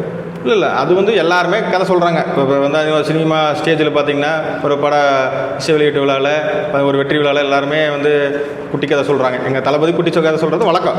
எங்கே பார்த்தீங்கன்னா இந்த மாதிரி வந்து ஸ்டேஜ்லையும் சரி எப்போ வந்தாலும் ஒரு கதை சொல்லுவார். இந்த மாதிரி நிறைய பேர் சொல்கிறாங்க. இது யார் சொல்கிறாங்கன்னு தான் முக்கியம். நான் சொன்னால் வந்து ஒரு கதை சொன்னால் 4 பேர் கூட பார்க்க மாட்டாங்க. சரிங்களா? அது யார் சொல்கிறா, என்ன பர்பஸ்க்காக சொல்கிறா அப்படிங்கிறத முக்கியம். அது எந்த முகம் சொல்லுது, அதுக்கு என்ன வேல்யூங்கிறது அப்போ தான் அந்த மக்களை நான் ஒரு கதை சொல்கிறேன்னு வச்சுங்க, ஒரு 100 பேர் பார்ப்பாங்களா, ஒரு 200 பேர் பார்ப்பாங்க. எங்கள் தளபதி சொன்னால் 100 மில்லியன் அந்த மாதிரி கோடிக்கணக்கில் பார்ப்பாங்க. தாண்டி போயிட்டே இருக்குது. அது வந்து யார் சொல்கிறாங்க முக்கியம், அது என்னத்துக்கு சொல்கிறாங்க, அது யாருக்கு சொல்கிறாங்களோ அவங்க புரிஞ்சுட்டா போதும். இப்போ உங்களுக்கு சொல்கிறோம் அப்படின்னா மறைமுகம் சொன்னால் போதும். மக்கள் வந்து எல்லாமே தெளிவாக தான் இருக்கிறாங்க. எதுக்கு சொல்கிறாங்க அந்த கதை என்ன ஏதுங்கிறதுல வந்து மக்கள் தெளிவாக இருக்கிறாங்க. இன்றைக்கி வந்து அந்த குட்டி கதையெல்லாம் வந்து நீங்கள் என்னதான் அதை யார் சொல்லியிருந்தாலும் இன்னொருத்தர் சொல்லியிருப்பாங்க, அதே கதை கூட சொல்லிக்கலாம். ஆனால் வந்து தளபதி சொல்லும்போது அதனுடைய வேல்யூ வந்து அதிகமாகுது. அதனால் வந்து அது வந்து ஒரு கதையை 10 பேர் கூட சொல்லுவாங்க. சொல்கிற ஆள் பொறுத்து அது அந்த கதைக்குடைய மதிப்பு. வருகின்ற 2026 சட்டமன்ற தேர்தலில் தமிழக வெற்றிக் கழகம் எத்தனை தொகுதியில் வெல்லும் என்று நினைக்கிறீர்கள்? இல்லை, இப்போ பார்த்தீங்கன்னா இப்போ நம்ம 1.5 வருஷம் ஆச்சு கட்சி ஆரம்பித்து, நாங்கள் 16 வருஷமாக மக்களை வச்சு நடத்திட்டு இருக்கிறோங்க. அது இப்படி பார்த்தீங்கன்னா நீங்கள் சிறுக இப்போ வந்து அரசியல் கட்டமைப்பு கொண்டாந்தாச்சுங்க. அவங்களாம் 75 வருஷமாக இன்னும் எல்லா வில்லேஜ் வரைக்கும் எல்லாம் போயிட்டாங்க. எல்லாம் டாப் டு பாட்டம் 2 கட்சியும் இருக்கிறாங்க. 3வது கட்சி அப்படிங்கிற நம்மளுக்கு போயிடுச்சு. கிட்டத்தட்ட வந்து ஒரு 80% கொண்டு போயிட்டோம். சரிங்களா? கட்சி ஆரம்பித்து 1.5 வருஷத்தில் என்னென்ன போஸ்டிங் ஆள் போட முடியுமோ எல்லாம் போட்டாச்சு. எல்லாமே தலைமை அறிவிச்சிட்டு வராங்க. ஒவ்வொரு போஸ்டிங் அறிவிச்சிட்டு வராங்க. இன்னும் 3 மாதம் டிசம்பருக்குள்ளே எல்லாமே அறிவிச்சு முடிச்சிருவாங்க. களத்துக்கு போய் நாங்கள் வந்து கிட்டத்தட்ட டிசம்பருக்குள்ளே 100% ஏடிஎம்கே டிஎம்கே என்ன ஒரு கட்டமைப்பு வச்சுருக்காங்களோ அந்த கட்டமைப்பு கொண்டாந்துருவோம். புதுசாக வந்து வரனால நீங்கள் வந்து கண்டிப்பாக வந்து நான் கட்டமைப்பு தளபதி சுற்றுப்பயணம் வரும்போது கண்டிப்பாக வந்து மக்கள் எழுச்சி வரப்போகுதுங்க. சரிங்களா? 2026 வந்து அறுதி பெரும்பான்மையாக நாங்கள் ஆட்சி அமைக்கிற உறுதி. இதுக்கு வந்து இதனால தான் எல்லா கட்சி பதறாங்க. ஏன் வந்து ஒரு புது கட்சியை அட்டாக் பண்ணணும்? எல்லாருமே பிரதானம் வந்து பிஜேபி டிஎம்கே அட்டாக் பண்ணால் நாங்கள் அட்டாக் பண்ண 2 பேர் அவங்க அட்டாக் பண்ணால் கரெக்டு. சரிங்களா? எல்லா கட்சியும் அட்டாக் பண்ணுறாங்க. எல்லாம் வந்து அவங்க தொங்கு சதையாக இருக்கிறவங்க. ஏன்னா அவங்களோடவே 5 வருஷமாக 4 எலெக்ஷன் நின்று அவங்களே காசு கொடுத்துட்றாங்க, என்ன செலவுக்கு வேணும் கொடுத்துட்றாங்க, அவங்களே நிறுத்திடுறாங்க. ஒரு கம்யூனிஸ்ட் வரைக்கும் இன்றைக்கி வந்து கை நீட்டி காசு வாங்கலாம் வந்துட்டாங்க. இன்றைக்கி நாட்டு நடப்பு அப்படி தான் இருக்குது. அதனால் வந்து 2020 மக்கள் பார்த்துட்டு இருக்கிறாங்க யார் யார் என்ன பண்ணுறா. எந்த பிரச்சனையிலும் ஒரு கம்யூனிஸ்ட் போராடுறது கிடையாது, ஒரு விடுதலை சிறுத்தை போராடுறது கிடையாது. சரிங்களா? அவங்க கூட்டணி கட்சி எதுவும் போராட கிடையாது. எடப்பாடி பழனிசாமி 3 வருஷம் 4 வருஷம் தூங்கிட்டு இருந்தார். இப்போ தான் எந்திரிச்சு வந்து மக்களை மீட்போம் அந்த மாதிரி பயணம் போயிட்டு இருக்காரு. 4 வருஷம் என்ன பண்ணார்? ஒரு போராட்டம் பண்ணல. ஒரு எதிர்க்கட்சி தலைவர் வந்து என்ன பண்ணார்? ஒன்றுமே பண்ணல. சரிங்களா? அது மாதிரி மக்கள் எல்லாத்தையும் பார்த்துட்டே இருக்காருங்க. மக்கள் தளபதி வந்து களத்துக்கு வரும்போது மிகப்பெரிய அலை வரப்போகுது, மிகப்பெரிய தமிழகத்தில் மாற்றம் வரப்போகுது. 2024 இத்தனை சீட்டு அத்தனை சீட்டுலாம் சொல்ல முடியாதுங்க. அறுதி பெரும்பான்மை 112 சீட்டை தாண்டி தமிழக வெற்றிக் கழகம் ஜெயித்து ஆட்சி அமைக்க போகிறது உறுதி. தமிழக வெற்றிக் கழகத்தினுடைய கொள்கை இன்னும் அறிவிக்கப்படவில்லை என்று பல விமர்சனங்கள் எழுகிறது. அதை பற்றி உடைய கருத்து? இல்லை, கொள்கை அப்படிங்கிறது வந்து நாங்கள் ஆல்ரெடி பிரகடனப்படுத்தியாச்சு. 5 தான் எங்கள் கொள்கை. சரிங்களா? பெரியார், காமராஜர், அம்பேத்கர், வேலுநாச்சியார், அஞ்சலி அம்மாள். இப்போ பெரியார் அப்படின்னு என்ன? சமூக நீதி, பெண் உரிமை, இந்த மாதிரி பெண் விடுதலை, அந்த மாதிரி நிறையா போராடிக்கிறாரு. அவங்க கொள்கை வந்து சமூக நீதி சமத்துவத்தில் எதுக்குறாங்க. அடித்தனத்துக்கு வந்து போராட சாதி ஒழிப்புக்கு முன்னின்றாரு, இதெல்லாம் எதுக்குறோம். ஆனால் அதுலேயே வேறுபட்டுருக்கு அப்படின்னா இப்போ எல்லாருமே சாமி கும்பிட்றோம். நாங்கள் அது டிக்ளேர் பண்ணிட்டு அதை கொள்கை அப்படிங்கிற தெளிவாக தான் நாங்கள் இருக்கிறோம். சாமி கும்பிட்றவங்க கிறிஸ்டியனும் சாமி கும்பிட்றாங்க, முஸ்லீமும் சாமி கும்பிட்றாங்க. சரிங்களா? இந்துக்களும் சாமி கும்பிட்றாங்க. அதனால் வந்து அதில் எங்களுக்கு உடன்பாடு இல்லை. கடவுள் இல்லை அப்படிங்கிறது எங்களுக்கு உடன்பாடு இல்லையே தெளிவாக சொல்லிட்டு இருந்தாங்க. கொள்கைங்கிறது நாங்கள் தெளிவாக போய் இவங்களுக்கு புரியல, அவ்வளோதான். நாங்கள் வந்து பெரியார் எதற்காக எடுத்துக்கிறோம், எதுக்காக வேண்டாம் அப்படின்னு தெளிவாக சொல்லிட்டோம். மக்கள் எல்லாம் வந்து எல்லாருமே சாமி கும்பிட்றாங்க. அனைத்து மதம் மக்களும் சாமி கும்பிட்றாங்க. அவங்க நம்பிக்கையை நாங்கள் சீர்கெடு குலைக்க விரும்பவில்லை அப்படின்னு தளபதி சொல்லிட்டார். அதை தவிர்த்து மற்ற எல்லா கொள்கையும் ஏற்றுக்கிறோம். அவர்கிட்ட என்னென்ன சீர்திருத்தம் இருக்குதோ, பெண் விடுதலை, அடிமைத்தனத்தை ஒழிப்பு, சரிங்களா, இந்த மாதிரி என்னென்ன இருக்கோ அத்தனையும் நாங்கள் ஏற்றுக்கிறோம். இதுதான் பெரியாருடைய. அடுத்து நீங்கள் வந்து காமராஜர் பற்றி சொல்ல வேண்டியதில்லை. ஒரு நேர்மையான அரசியல்வாதி. இன்றைக்கி வந்து ஊழல்ங்கிறது வந்து மலிஞ்சு கிடக்குது. சரிங்களா? காமராஜர் ஏன் கையில் எடுக்கு அப்படின்னா தளபதி அதே மாதிரி காமராஜர் ஆட்சி கொடுக்கணும். நேர்மையான ஊழலற்ற ஆட்சி கொடுக்கணும். சரிங்களா? ஊர் எப்படி பள்ளிக்கூட தூரமாக இருக்குது, 10 கிலோமீட்டருக்கு ஒரு பள்ளிக்கூடம் இருக்குது, 2 கிலோமீட்டருக்கு 1 கிலோமீட்டருக்கு ஒரு பள்ளிக்கூடம், 3 கிலோமீட்டருக்கு பள்ளிக்கூடம் ஆரம்பிக்கணும் அப்படிங்கிற மாதிரி நல்ல சீர்திருத்தங்கள், மதிய உணவு திட்டம், சரிங்களா, நிறைய டேம் கட்டினார். காமராஜர் காலத்துக்கு கட்டின டேம் தான் இன்றைக்கி தமிழ்நாடு ஃபுல்லாக இருக்குது. அந்த மாதிரி விவசாயிகள் வரைக்கும் நம்ம எவ்வளோ செய்ய முடியும்? இவங்க ஒன்றுமே செய்யலை. விவசாயிகள் என்ன செஞ்சுட்டாங்க? ஒரு டேம் கூட கட்டல. செக் டேம் கட்டுறாங்க, ஒரு பாலம் கட்டுறாங்க, அது தண்ணியில் அடிச்சுட்டு போகுது. இவங்க கட்டுறது அந்த லட்சம் தான் இருக்குது. காமராஜர் கட்டின 4 கோடி கட்டின டேமு பவானி சாகர் டேம்ல இன்றைக்கி அப்படி நிற்கிது. சரிங்களா? இவங்க சாதாரணமாக வந்து இப்போ இவங்களாம் பண்ணுறது எல்லாம் ஊழல், பூரா ஊழல். இப்போ 4 கோடி எதுனா 2 கோடி இதை எடுத்துக்கிட்டு 2 கோடிக்கு தான் கட்டுறாங்க. அது கட்டினா எதுக்காக? ஆற்றுல அடிச்சுட்டு போகுது. இந்த மாதிரி காமராஜர் வந்து நேர்மையான ஊழலற்ற ஆட்சிக்காக காமராஜர் கொள்கையை எடுத்துக்கிறார். அடுத்து அம்பேத்கர் உங்களுக்கு தெரியும், சட்டத்தை வந்தார், அனைவரும் சமம். சரியா? இங்கே ஏற்றத்தால் இருக்கக்கூடாது அப்படிங்கிறக்காகவே என்னென்ன சட்டம் இருக்கணும் அப்படிங்கிறக்காக வந்து அடிமைத்தன ஒழிப்பு, அந்த மாதிரி யார் தாழ்த்தப்பட்டோர், உயர்த்தப்பட்டோர், அந்த மாதிரிலாம் கிடையாது, பிற்படுத்தப்பட்டோர்லாம் கிடையாது. அனைவரும் சமம். அவங்க வந்து இடஒதுக்கீடு, இது மாதிரி அரசியல் சமத்தை கொண்டாந்தாரு. இவங்கெல்லாம் ஒன்றும் பெரிய ஆளாக கிடையாது. இவங்களாம் கொடுத்தாங்க அரசியலமைச்சர் அன்றைக்கே அம்பேத்கர் கொடுத்துட்டு போய்ட்டு இடஒதுக்கீடு இவங்களுக்கு கொடுங்க, இவங்களுக்கு இந்த இவ்வளோ கொடுங்க, இவ்வளோ பர்சன்டேஜ் கொடுங்க சொல்லிட்டுங்க. 67 வந்து கொஞ்சம் கொஞ்சமாக கொண்டாந்து இப்போ 67% இவங்க நிறுத்திக்கிறாங்க. அவ்வளோதான். சரிங்களா? அவ்வளோதான் இது பண்ணியிருக்கிறது. அம்பேத்கர் வந்து தெளிவாக சொல்லிட்டு போயிட்டார், மக்கள் வந்து ஏழை மக்கள் முன்னேறணும். அதுக்காக தான் அரசியலமைப்பு சட்டத்தை அவர் வடிவமைச்சது.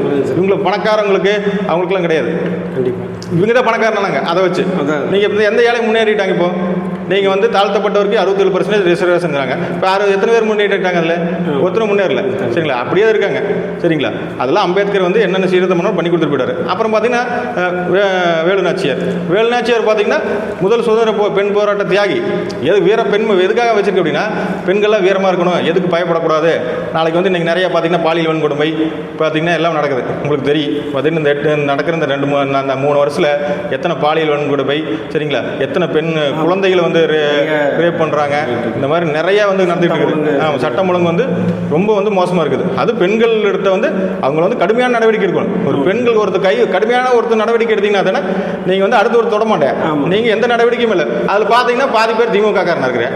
அப்புறம் எப்படி நடவடிக்கை போவாங்க? பார்த்தீங்கன்னா அண்ணா யூனிவர்சிட்டி அந்த பொண்ணு, அந்த பையன் ஞானசேகர் திமுக பையன். நீங்கள் என்ன நடவடிக்கை எடுத்தாங்க? போய் ஜெயிலில் ஜாலியாக இருக்கிறேன், போய் இன்னைக்கு வெயில் வந்துடும். நாளைக்கு என்ன நடவடிக்கை எடுத்துறாங்க? அதனால் பார்த்தீங்கன்னா வேலுநாச்சியார் முதல் பெண் சுதந்திர போராட்ட தியாகி. சரிங்களா? அது வந்து அதனால் பார்த்தீங்கன்னா அவங்க 1730 இப்போ 1730 பிறந்தாங்க. அது வெள்ளையர்கள் எடுத்து 1000 வந்து அவங்க நாட்டை மீட்கிறதுக்காக 1780 வந்து போர் புரிஞ்சு வென்று 10 வருஷம் ஆண்டாங்க. 10 வருஷம் ஆங்கிலேயரையும் அன்னைக்கே வீழ்த்தினாங்க. அதனாலதான் வந்து அவங்கள வந்து வீரமங்கைன்னு சொல்றது. அதனால வந்து தெளிவாக எடுத்துக்கிறார். பெண்களுக்காக வீரமங்கையா இருக்கிறதுக்கு எடுத்துருக்காரு. அடுத்தது அஞ்சலி அம்மாள் பார்த்தீங்கன்னா அந்த காலத்திலேயே பார்த்தீங்கன்னா 1990 பிறந்து பார்த்தீங்கன்னா நம்ம கடலூர் தான் பிறந்தாங்க.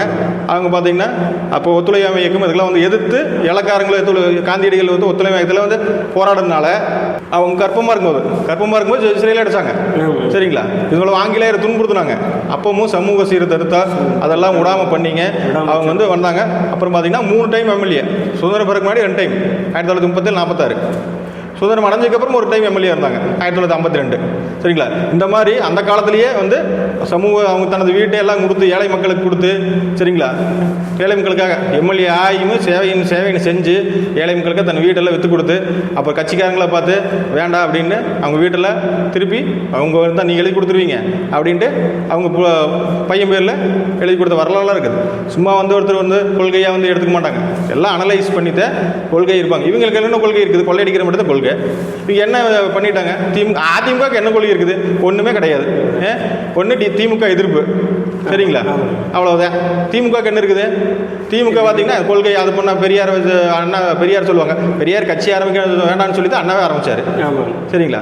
கட்சி ஆரம்பிக்கக்கூடாது, நீங்கள் திராவிட கழகத்தை இருக்கணும் அப்படின்னு சொல்லி அதை மீறி தான் அண்ணாவே ஆரம்பிச்சாரு. அண்ணா ஆரம்பிச்சதுக்கப்புறம் தான் எம்ஜிஆர் வந்து கல்வி மினிஸ்டர் கேட்க எடுத்து கருணாநிதி தூக்கி வெளியே அடிச்சது. கேட்டால் கணக்கு கேட்டாங்க, அதெல்லாம் சொல்லுவாங்க கதை. இவங்களுக்கு என்ன கொள்கை இருக்குது? ஒரு கொள்கையும் கிடையாது. நாங்கள் தெளிவாக 5 பேர் கொள்கை பிரகடனப்படுத்தியிருக்கிறோம். சரிங்களா? இதுதான் எங்கள் கொள்கை. மக்களுக்கு நாங்கள் இதை தான் செய்ய போகிறோம். இதுதான் இவங்க அப்படிங்கிற வந்து நம்மகிட்ட வந்து மக்களுக்கு ஆல்ரெடி முதல் மாநாட்டிலேயே அதை கொள்கை மாநாடு வச்சிருந்த முதல் மாநாடு. இந்த 5 கொள்கையில் அந்த 5 கொள்கை விளக்க தலைவர்கிட்ட என்ன பண்ணுறாங்க அப்படின்னு முழுசாக சொன்னான். சரிங்களா? கொள்கை இல்லைன்னு சொல்கிறோம். அவங்களுக்கு தான் கொள்கை இல்லை. கூட்டணி வச்சுக்கிட்டே திருமாவளவன் வந்து ஒடுக்கப்பட்ட மக்களுக்காக வேலை செய்யணும். இப்போ எந்த ஒடுக்கப்பட்ட மக்களுக்காக வேலை செய்கிறாங்க? வேங்கவேலுக்கு போனீங்களா? நான் என்ன அந்த வேங்கவேலுக்கு மக்கள் மலம் கலந்து இன்னைக்கு 2-2.5 வருஷம் ஆக போகுது. இன்னும் வந்து வேங்கவேலுக்கு போனீங்கன்னா நீங்கள் என்னது? உங்களுக்கு என்ன கொள்கை இருக்குது? நீங்கள் உழைக்கிறத அடித்தட்டு மக்கள் தான் சொல்கிறீங்க. நீங்கள் வந்து மேல்பாதியில் வந்து இன்னும் வந்து விழுப்புரத்தில் வந்து நீங்கள் உள்ளே கூட்டி போக முடியல. நீங்கள் என்ன கவர்மெண்ட் கேட்க வேண்டியதானே? நீங்கள் கூட்டணி தான் இருக்கிறீங்க. நீங்கள் என்ன கொள்கை வச்சிருக்கிறீங்க? கம்யூனிஸ்ட் வந்து திமுக கிட்ட காசு வாங்கிட்டு எலெக்ஷன் நிற்குது. நாங்கள் அக்கௌண்ட்டில் வாங்கினு பப்ளிக்காக முத்தரசு சொல்கிற அப்படி. சரிங்களா? இதை விட என்ன ஒரு கேவலம் வேணும்? உங்களுக்கு என்ன கொள்கை இருக்கு? கம்யூனிசம்ல அழி போகுது. கம்யூனிஸ்ட்ல நிக்க போறதில்ல. ஏன்னா இருக்கிற ஆட்கள் போனா அவ்வளவுதான். ஒரு இளைஞர் கூட கம்யூனிஸ்ட் முன்னாடி போற கிடையாது. காரணம் என்னன்னா கம்யூனிஸ்ட் அன்னைக்குலாம் நேர்மையா இருந்தாங்க. 10 ரூபா இல்லைனாலும் குண்டியில் எடுத்து எல்லாம் வசூல் பண்ணி ஒரு எலெக்ஷன் இருந்தாங்க. ஜெயிக்கிறமா தோக்கிறமா அன்னைக்கெல்லாம் நேர்மையா இருந்தாங்க. மக்களுக்காக போராடினாங்க. ஒரு யூனியன் இருக்குன்னா யூனியன் மக்களுக்காக போராடினாங்க. சாம்சங் போராடிட்டு இருக்கிறவங்கள அடிக்கிறாங்க. போராட்டங்கிறது பண்றது. நான் அடிக்கிற மாதிரி அடிக்கிற, போராடுற மாதிரி போறேன், அடிக்கிற மாதிரி அடிக்கிற, நீ வந்து அடி வாங்குற மாதிரி வாங்கிக்க. 10 நாள் போராடுறது அப்படி இப்படி சொல்லிட்டு அப்புறம் வந்து பேசியாச்சு, எல்லாம் சும்மா வராங்க. ஒன்றும் பேசுறதில்ல, ஒன்றும் முடிவாகிறதில்ல. சரி கலைஞ்சுவாங்க அப்படின்னு சொல்லிட்டு போயிடுறது. இவ்வளோதான் கம்யூனிஸ்ட். கம்யூனிஸ்ட் என்ன உங்களுக்கு என்ன கொள்கை இருக்குது? அப்புறம் சீமான தமிழ் தேசியம் அதை அவங்க கொள்கையே கிடையாது. சும்மா மைக்கு நேற்று பேசுவோம் அப்படி, இந்த மாதம் ஒன்று பேசுவோம் அப்படி, அடுத்த மாதம் பேசுவோம் அதே அப்படியே உள்ட்டா பேசியிருப்போம் அப்படி. இப்போ விஜயகாந்த் என்ன பேசுனேன் அப்படி 2016 பார்த்தீங்கன்னா 2016 பார்த்தீங்கன்னா மக்கள் நல கூட்டணி நின்னாங்க. விஜயகாந்த் வைகோலாம் சேர்ந்து நின்னாங்க. அப்போ என்னென்னா அப்படி நீ வந்து அந்த நல்லக்கண்ணு கால் மயிருக்கு சமமாகவேன்னு கேட்ட, கட்டவர்கள் மயிருக்கு சமையான்னு கேட்ட அப்படி சொல்லிங்களா? இப்போ வந்து தளபதி பற்றி பேசுகிற அப்படி. அப்புறம் பார்த்தீங்கன்னா திருமாவளவன் வந்து அந்த திருமாவளவனை பற்றி நாங்கள் வந்து அந்த ஈழத்தமிழருக்காக நின்னார், நீ என்ன பண்ண அப்படின்னு விஜயகாந்த் அன்னைக்கு கேட்டார். இவர் எப்படி வேணாலும் இன்றைக்கி வந்து விஜயகாந்த் வந்து நான் விஜயகாந்துக்கு வந்து 2011 பிரச்சாரம் பண்ணேன், நீங்கள் போய் பார்த்தீங்களா? உடனே இருக்கும்போது என்ன வேணாலும் பேசல. நான் அப்படி தளபதி யாரையும் வந்து திறந்தாலும் நினைக்கிற விமர்சிச்சுக்காரா? இல்லை, ஒருத்தர் வந்து யாரையும் விமர்சிக்க மாட்டார். சரிங்களா? நேர்மையாக இருப்போம், அவ்வளோதான். அண்ணனா அண்ணன், அவ்வளோதான். இன்னைக்கு வரைக்கும் மரியாதை இருக்குது. உங்களை மாதிரி நேற்று ஒன்று நாளைக்கு ஒன்று அந்த நைட் ஒன்று காலையில் ஒன்று பேசல பழக்கம் கிடையாது. எங்களது கட் அண்ட் ரைட்டாக கொள்கைனா கொள்கை தான். இதுதான் கொள்கை. நீங்கள் எந்த கட்சிக்குமே கொள்கை கிடையாது. இப்போ எதுக்கு கூட்டணி வச்சுருக்காங்க? இப்போ இந்த கூட்டணி வச்சு திமுக கூட்டணி என்ன கொள்கை இருக்குது உங்களுக்கு? ஒன்றுமே கிடையாது. பிஜேபி வந்து செக்யூலரே கிடையாது. நீங்கள் பார்த்தீங்கன்னா வந்து நாட்டை பிரித்து மொத்தத்தால் பிழைச்சி வருங்க. அது கூட ஏடிஎம்கே சேர்ந்துருக்குது. நீ எப்படி நாளைக்கு வந்து சிறுபான்மையர் ஓட்டு போடுவாங்க, ஒரு தலித் ஓட்டு போடுவாங்க, ஒரு கிறிஸ்தவர்கள் ஓட்டு போடுவாங்க? போட மாட்டாங்க. இதெல்லாம் வந்து அவங்க சந்தர்ப்பவாதம். அப்போதைக்கு வந்து பணத்தை கொடுத்து ஜெயிச்சிடலாம். 1000 கொடுக்கணும், 2000 கொடுப்போம், 3000 கொடுக்கும். நம்ம தளபதி சொல்கிற மாதிரி வண்டி கொண்டு வந்து இறக்குவாங்க நாளைக்கு. சரிங்களா? எவ்வளோ கொடுக்குறான்னு தெரியாது. நாம் எளிமையான வாக்காளர் நிற்க போய் ஒரு வேட்பாளர் நிற்கும் போது நீங்கள் வந்து அவங்க கூட கோடி கொட்டுவாங்க. ஒரு தொகுதிக்கு 50 100 கோடி கூட செலவு பண்ணுவாங்க. சரிங்களா? அந்தளவுக்கு இவங்களுக்கெல்லாம் ஒரு கொள்கையே கிடையாது. கொள்கை இருக்க ஒரே கட்சி நாங்கள் தான். சரிங்களா? இவங்க வேணாம் சொல்லிக்கலாம், எங்களை என்ன வேணாலும் பேசிக்கலாம். இதெல்லாம் வந்து மக்கள் பார்த்துட்டு இருக்கிறாங்க. மக்கள் தான் எஜமானர்கள், மக்கள் தான் முடிவு பண்ண போகிறாங்க. 2024 தளபதி களத்துக்கு வரப்போகிறாரு. இன்னும் ஒரு மாதத்தில் வரப்போகிறாரு. வரும்போது தமிழக அதிர போது 24 முதலமைச்சர் உறுதி. மதுரையில் நடைபெற்ற மாநாட்டில் இந்த ரேம் மீது ஏறிய தொண்டரை வந்து பவுன்சர் தூக்கி வீசப்பட்டதாக விஜய் மீதும் பவுன்சர் மீது வழக்கு பதிவு பண்ணியிருக்குது. அதை பற்றியான உங்களுடைய நிலைப்பாடு எப்படி? இல்லை, அது வந்து என்னங்கன்னா ஆல்ரெடி வந்து வரக்கூடாதுங்கிறதுக்காக ரேம்ப் ஹைட்டாக போட்டுருக்காங்க. நான் அதுலேயும் வந்து எல்லாம் ஏறினா வலிக்கிட்டு போகணுங்கிற கிரீஸ் அதெல்லாம் தெரிஞ்சது தான். நான் ஒன்றும் சொல்ல வேண்டாம். இல்லை ஒன்றும் ஒளிமுறையெல்லாம் கிடையாது. அதையும் தாண்டி நீங்கள் வரும்போது நிறைய வந்து மேலே விழுவும்போது அவர் வந்து நிலைத்திட மாதிரி கீழே விழுவ கூட வாய்ப்பு இருக்குது. நீங்கள் அந்த இடத்துல போகக்கூடாது. கீழிருந்து பாருங்கள். சரியா? போயிட்டு ஒரு பவுன்சர் வராங்கன்னா 10-20 பண்ணும்போது ஏதோ ஒரு தள்ளுறாங்கன்னு வச்சுங்க, கீழே கேப் இருக்குது, நீ கேப்பில் விழுவ கூட வாய்ப்பு இருக்குது. நீங்கள் தான் பார்த்து போகணும். எல்லாம் கீழே பார்க்குறாங்க, நீங்கள் மேலே ஏறி போகிறீங்க. சரிங்களா? அது வந்து நான் இந்த ஒரு 4-5 நாளாக கம்பெனி இருந்துட்டு ஆளுங்கட்சி இந்த மாதிரி ஆட்கள் தூண்டுதலோட கேஸ் கொடுக்குறாங்க. அந்த பொம்மையில் இடையில இப்போ நான் இன்னொரு பிரச்சனை இல்லை பேட்டியோட கொடுத்துருந்தா அப்படி அது ஒன்றும் பிரச்சனை இல்லை எனக்கு. அப்படி இன்றைக்கி வந்து பவுன்சர் மேலே கேஸ் கொடுங்காட்டி தளபதிகள் பண்ணுறாங்க. அரசியல் வந்தால் கேஸ் சந்திச்சு தான் ஆகணும். இன்னும் 1000 கேஸ் வரத்தான் செய்ய இன்னைக்கு 26 அதெல்லாம் சந்திச்சு தான் ஆகணும். அது வந்து தளபதி மேலே அந்த தமிழ் அவரே பார்த்தாரு. அந்த வீடியோவில் பார்த்தீங்கன்னா பண்ணாதீங்க, பின்னாடி வாங்க, தள்ளாதீங்கன்னு தான் சொன்னார். அவர் மேலே எந்த தப்பு கிடையாது. இவங்க தள்ளினாங்க, அந்த பையன் ஸ்லிப்பாகி விழுந்துட்டு அப்படி என்ன தளபதி சொன்னால் நீங்கள் வாங்க, அதாவது தள்ளாதீங்க. அந்த வீடியோ பார்த்தீங்கன்னா தெரியும். நீ வாங்க, தள்ளாத, இப்படி பண்ணக்கூடாது. ரசிகர் மேலே அவ்வளோ அனுப்பி வச்சிருக்காரு. தெரியும், எவ்வளோன்னு தெரியும். அவ்வளோ அனுப்பி வச்சிருக்கனால தான் வராரு. 50 வருஷம் நீங்கள் 50 வயசுல இன்னும் 70 80 75 வயசு வரைக்கும் நடிக்கல. வருஷம் 200 கோடி 250 கோடி 300 கோடி 400 கோடி என்னாச்சுங்க? நீங்கள் 10 வருஷம் கணக்கு பண்ணி 4000 கோடி விட்டு வராரு. யாருக்காக வராரு? மக்களுக்காக. இந்த நாளை நமக்காக வந்தாங்க, நம்மளை வந்து இந்த அளவு உயர்த்தி கொண்டாந்துருக்காங்க, மக்களுக்கு ஏதாவது செய்யணும் அப்படிங்கிறதுக்காக தான் வராருங்க. கேஸோட சட்ட ரீதியாக எங்கள் வக்கீல் அணி இருக்குது, வழக்கறிஞர் அணி இருக்குது, சட்ட ரீதியாக சந்திப்போம். அது ஒன்றும் பிரச்சனை இல்லை. எந்த கட்சி இந்த காங்கேய சட்டமன்ற தொகுதியை பொறுத்த வரைக்கும் எந்த கட்சி ஜெயிக்குதோ அதுதான் வந்து கோட்டையில் ஆட்சி அமைக்குதுன்னு மக்கள் மத்தியில் ஒரு பரவலாக பேசப்படுது. அதோடைய கருத்து பற்றி சொல்லுங்கள். இல்லை, கண்டிப்பாக அது பார்த்தீங்கன்னா 190% அது நடந்திருக்குது. ஏன்னா ஒரு டைம் மேலே யாருமே ஜெயிச்சது கிடையாது. எந்த வேட்பாளர் வரலாறு எடுத்து பார்த்தீங்கன்னா யாருமே 2வது ஜெயிச்சது கிடையாது. போன டைம் டிஎம்கே ஜெயிச்சது, டிஎம்கே ஆட்சி. அதுக்கு முன்னாடி ஏடிஎம்கே 2 டைம் தொடர்ந்து ஜெயிச்சது, ஏடிஎம்கே தான் ஆட்சி அமைச்சது. இந்த மாதிரி காங்கேயம் தொகுதியில் யார் வந்து ஜெயிக்கிறாங்களோ இது வந்து அந்த ஜெயலலிதா அந்த காலத்துலேருந்தே மேக்ஸிமம் ஒரு 80-85% வந்து அதாவது நடந்து 1-2 டைம் வேணால் மாறிக்கலாம். மேக்ஸிமம் பார்த்தா இதான் நடந்திருக்குது. காங்கேயம் தொகுதியில் யார் வெல்றாங்களோ அவங்க தான். அதனால் வந்து காங்கேயம் எப்போவுமே வந்து ஒரு உற்று நோக்கக்கூடிய தொகுதி. அது வந்து அதனால் வந்து 2வது டைம் இப்போ வந்து திமுகவுக்கு பிரசிடண்ட் அமைச்சர் இருக்கிறாரு, அவர் தான் ஜெயிச்சிருக்காரு. அடுத்த நிற்க போகிறார். 2வது யாருமே ஜெயிச்சு கிடையாது. சரிங்களா? வரலாறு மாறும். வரலாறு வந்து மாறும். அதனால் வந்து பார்த்திங்கன்னா ஒரு டைம் ஜெயிச்சவர் 2வது ஜெயிச்சதில்லை. 2வது ஜெயிக்கிறாங்க அப்படிங்கிறது வந்து எங்கள் காலம்தான் முடிவு பண்ணணும். அப்படி 2வது ஜெயிக்கும் போது அது வந்து என்ன நடக்கும் அப்படிங்கிறது நம்ம சொல்ல முடியாது. 2வது திமுக ஜெயிச்சது மறுபடியும் ஆட்சிக்கு வந்தால் மக்களை யாராலும் காப்பாற்ற முடியாது. அடுத்த 5 வருஷம் திமுக ஆட்சிக்கு வந்து அப்படின்னு யாராலையும் காப்பாற்ற முடியாது. அதனால் பார்த்திங்கன்னா நமக்கு இந்த டைம் எந்த வேட்பாளர்னா தளபதியோட ஒத்தை முகம் வச்சு நாங்கள் ஜெயிக்க போகிறோம், மேலேயும் ஆட்சி அமைக்க போகிறோம். காங்கிட்டு வெளில போகிறோம். 2026 மேலே தளபதி ஆட்சி அமைக்க போகிறார். அது உறுதி நடக்கும். நம்ம நிகழ்ச்சியோட நிறைவு பகுதிக்கு வந்துட்டோம். இதுவரை வந்து உங்களுடைய பொன்னான நேரத்தை வந்து எங்களுக்காக ஒதுக்கி பல கருத்துக்களை பரிமாறிட்டீங்க. மிக்க நன்றி. நன்றி. தமிழகத்தை காப்போம், தளபதி வழியில் சென்று 2027 ஆட்சி அமைப்போம். நன்றி, வணக்கம்.